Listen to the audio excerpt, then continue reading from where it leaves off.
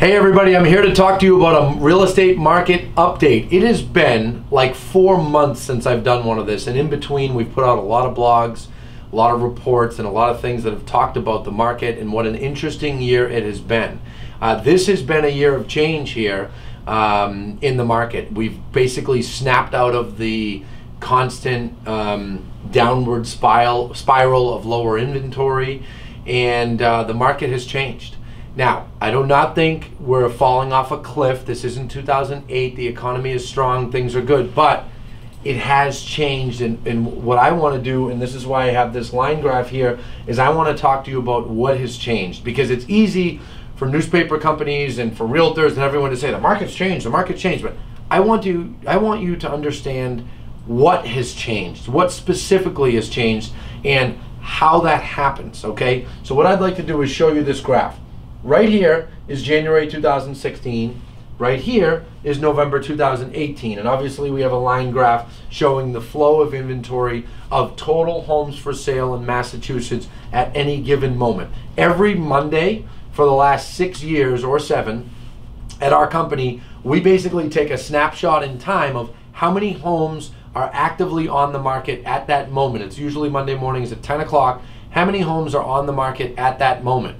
Well, we've done this for 7 years, folks, and now we have tremendous data.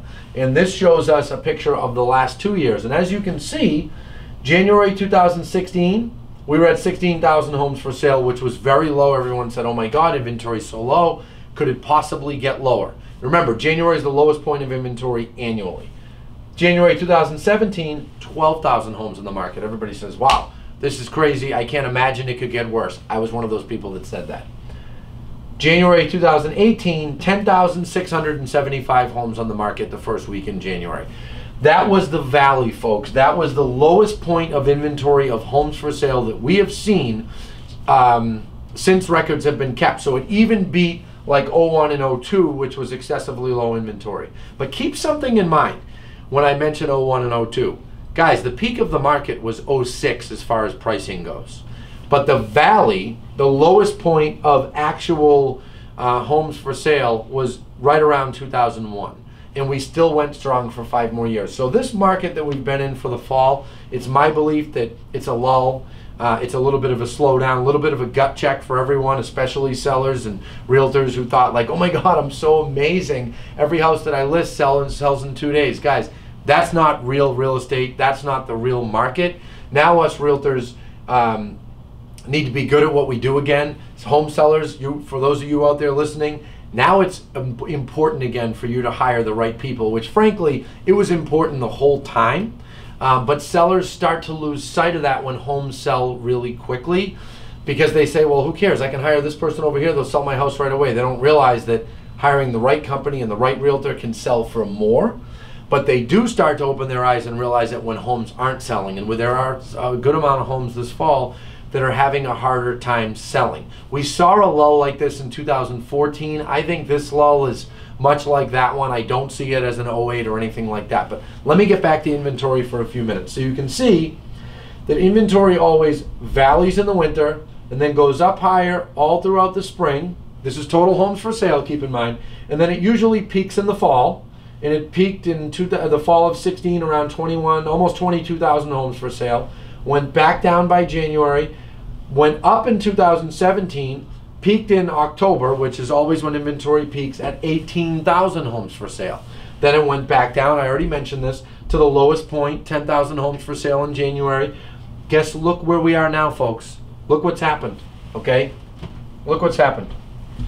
The amount of homes for sale over the last few weeks throughout October and early November was around 19,000. Look across.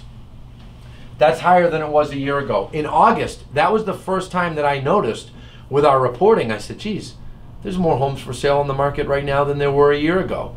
And I thought, well, maybe it's a fluke. Well, 5 weeks later, I realized it wasn't, and that's when I wrote that blog, 3 reasons the market has changed. And I talked about that very thing. Well, here we are, what, 10 weeks later, and inventory is still higher. And actually, folks, inventory went higher in early November than it was in early November of,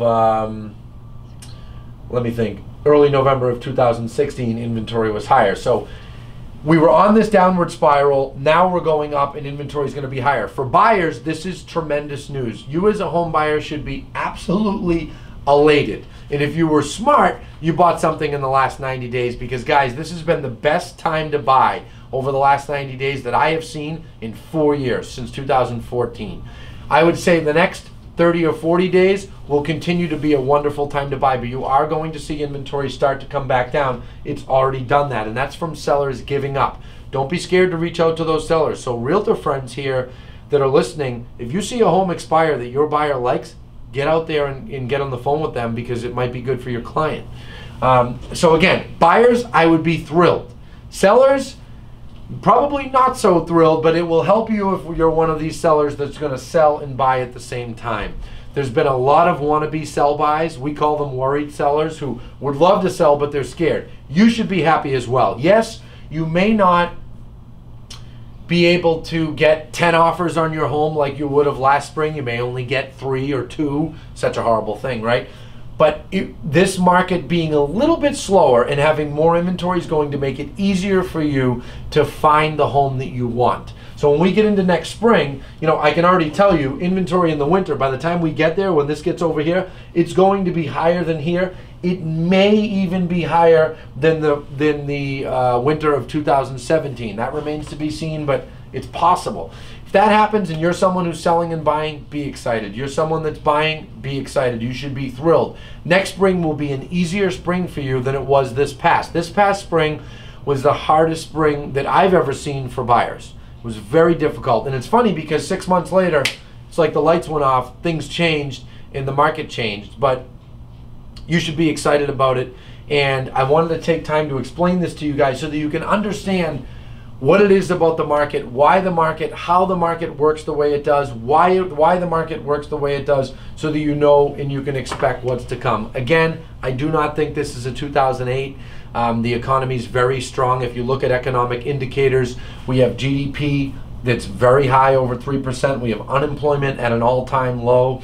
Wages are growing faster than they've grown since the 90s. So I would be shocked if a year from now we saw a market collapse or any real fall of prices. I don't see that happening, but there's no doubt there's a lull here, and this is great for many. I would say for most. If you're just someone who's selling, you might be frustrated and say, darn it, I missed it, I should have did it last year.